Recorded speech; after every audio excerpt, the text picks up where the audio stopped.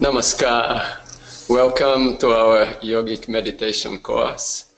Today we are going for the last class. This is lesson 7. And congratulations for having reached to the last one, and I hope you have been meditating regularly. Let's see what we are going to look at today. Today we will be concluding the points of niyama. So there are 2 points missing. One is swadhyaya, and that means to study and also to understand spiritual scriptures or spiritual books, spiritual texts.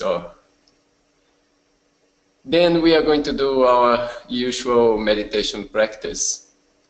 And then we'll cover the last point of niyama, which is Ishvara Pranidhana. And that is the deep meditation, or being able to surrender completely to the infinite consciousness.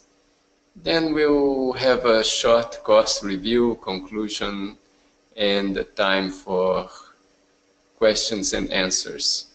I just want to remind you that you can ask questions during the presentation by typing them in the questions window.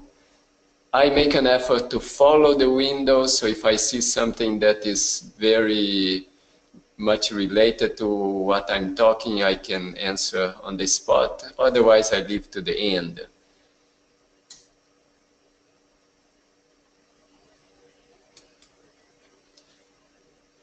A general review of what we have seen so far. We covered the basic meditation practice with the universal mantra Bhavanam Kevalam. We covered all the 5 points of Dhyama, just remembering that Dhyama means those points that relate to our relationship to an external entity. And those points were the ahimsa, the first one, not to harm anybody, not to hurt anybody. Of course, we have to defend ourselves in case of need, but the intention should not be to harm anybody.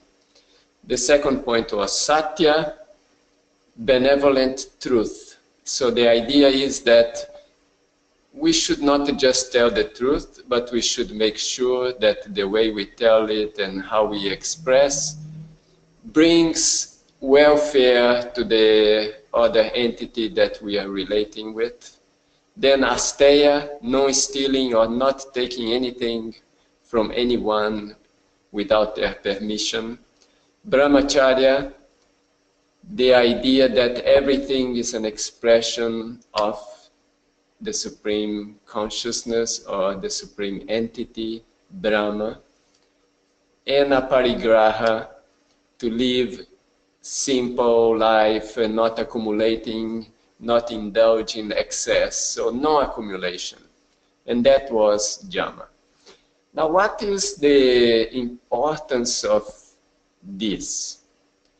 You know that to relate with the external world, to external entities, is very important for our meditation. If we don't do it properly, it will disturb our meditation. When we close our eyes, we'll be thinking about so many other external things. So if we have a certain control over our relationship with the external world, it helps a lot. And we will find many people, many intelligent people telling us all that is important to be done. And there are so many books about how you keep good relationships, how you can maintain your harmony. It's so much that we might not even be able to read it all or to learn it all. Plus, we will get confused what should we really do? Now, we have this ancient knowledge of yoga, which says that These are the 5 main points. If you can work on these 5 points, everything will be okay. Means everything will get harmonized by working on these 5 points. So that's the minimum necessary. So you have 5 points. You don't have to go over 100 points, 200 points, or study so many things, so many books. Should I do this, that? How should I do? If you concentrate on these 5 points, you should get a good result. And then we go to niyama. Niyama is the relationship with ourselves. It doesn't depend on any external entity. It only depends on us. So it depends on us, this first point, shaucha, cleanliness and purity of our mind and our body. It's only up to us to maintain our body clean, to maintain the environment we live clean, and then to maintain our mind clean. So that's the first point of niyama. The second one, santosh, contentment. Maintain a mental state of contentment, always. It might be difficult sometimes, but whenever you notice that it's not happening, then you work a little bit on it, and that is the practice of santosh. And the third one is tapa. We have to do some certain sacrifice, some effort to achieve the goal, and also to be able to help other people. This is essential. Otherwise, we become too much self-centered, too much selfish. If you are seeing only yourself, you will never be able to come in connection with this cosmic consciousness because you are too much closed into yourself. So that's what we have seen so far. Now, let me ask you the usual question: how has your meditation practice been in these days?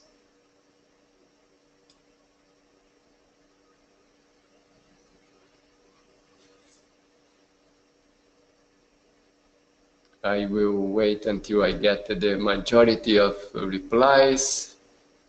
Okay, we are almost there. Over 70% of you have replied. All right, okay, over 80. That's nice. Okay, let's see the results.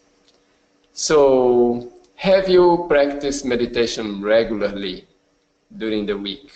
33% of you said yes, twice a day, every day.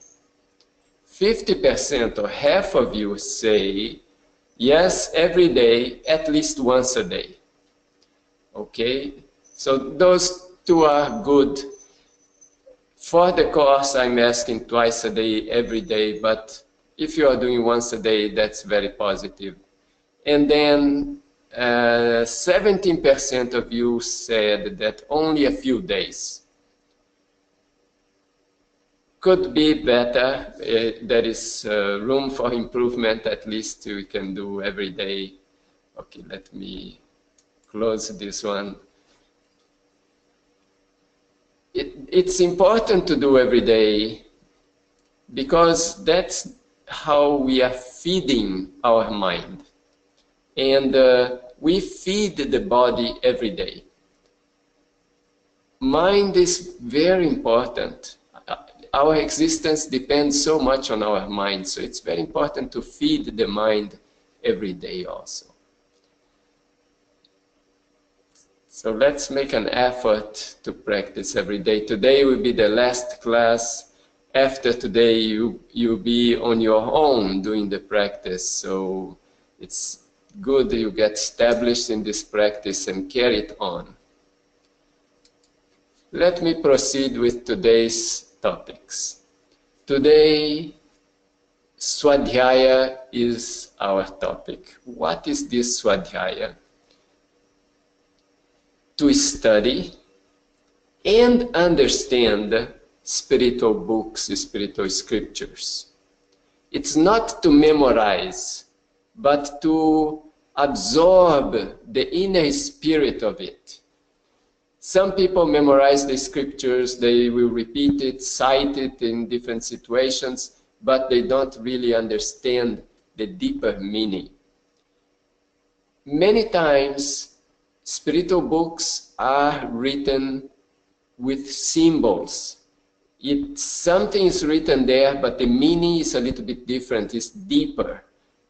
The meaning is sometimes is a story and just of something that is happening, but that story has a deeper meaning. Or sometimes it's referring to a place, the location, but it might have a deeper meaning. And I'm going to give an example. In India, yoga is coming from India, so I'm citing an example from India. So in India, there is a city called Varanasi. It is considered the most holy city of India. And it is so that people say that if one dies in Varanasi, one will reach their goal, their realization. And that's in one scripture is saying, if one dies in Kashi, Kashi is the name of Varanasi, one will not be reborn. Reborn here is because if you don't reach realization, you have to come again and again. It's like you are not, you take the examination, but you don't pass, so you have to repeat, so like that. But if you reach your destination, then you reach to salvation, liberation. You don't need to be reborn. You can choose to do it for the service, to come back and serve, help other people to reach their goal. But so that's what is telling in the scripture. So what are people doing? People, when they get old, they go to Varanasi. Why? Because if they die there, then they will reach their goal. They will reach their realization. So that's what people are doing. They are understanding it that way. But what is the deeper meaning of it? What's the real spiritual meaning that one has to understand?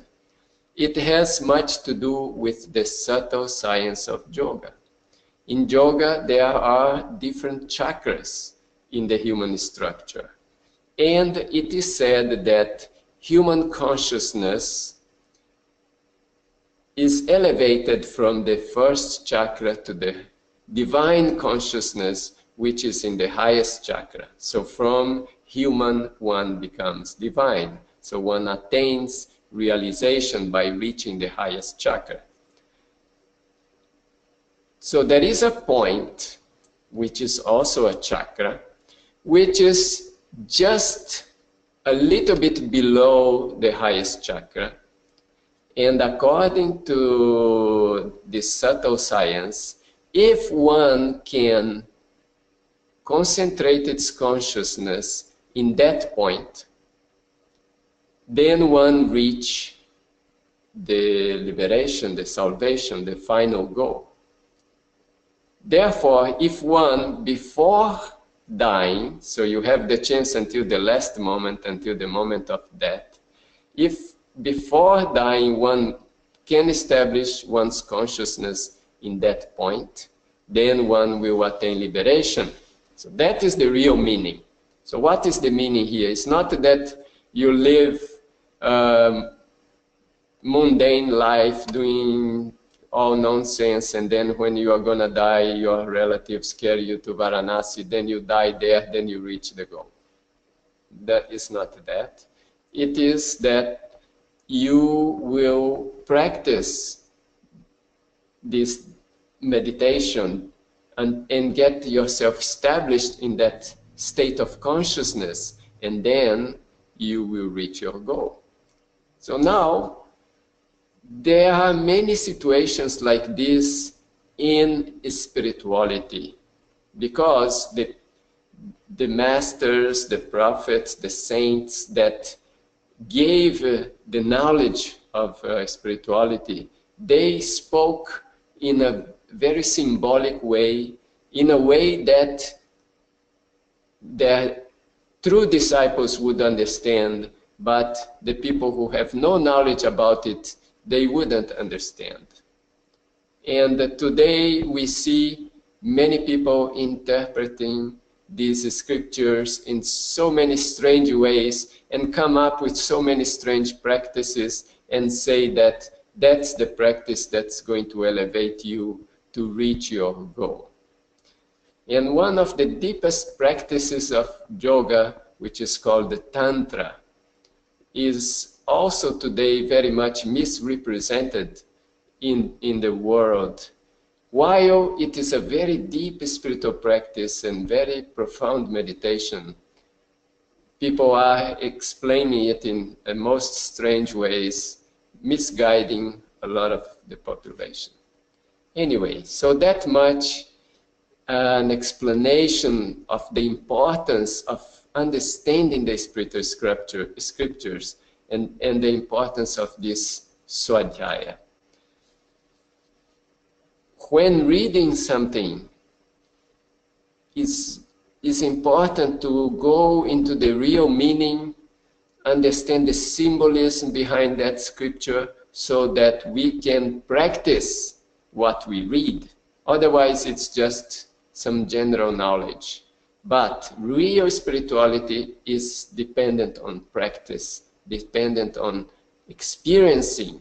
You know, if you want to get established in meditation, you need to practice and taste it. The moment you experiment or you experience the real benefit of meditation, then you will be more inclined to continue it and never leave it. That's why I insist so much.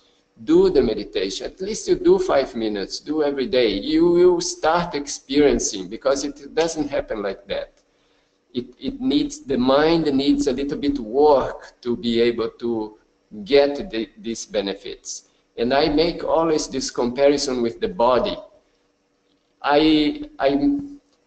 If I go to the gym to do exercises, to build up my body, it's not by going once or twice that I'm going to be in shape and I'm going to get fit. But it's by doing it very regularly and enough so that my body starts getting stronger and stronger. And it takes some time until I start experiencing that, yes, I feel stronger.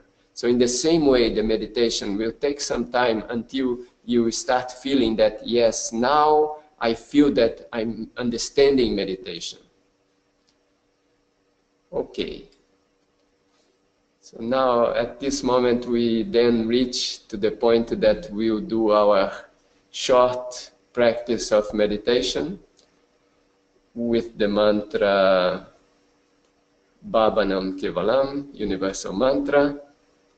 And as usual, I will take help of the guitar. I know that the sound of the guitar doesn't come so great through this system, but I will use it very softly as a background. And let's close our eyes, sit as straight as possible in our chair, sofa, on the floor, wherever we are. And now let's practice a few minutes of meditation with the universal mantra, Bhavanam Kevalam. So closing your eyes, you are still aware of your environment, the room where you are or the place where you are, the things around you, people around you.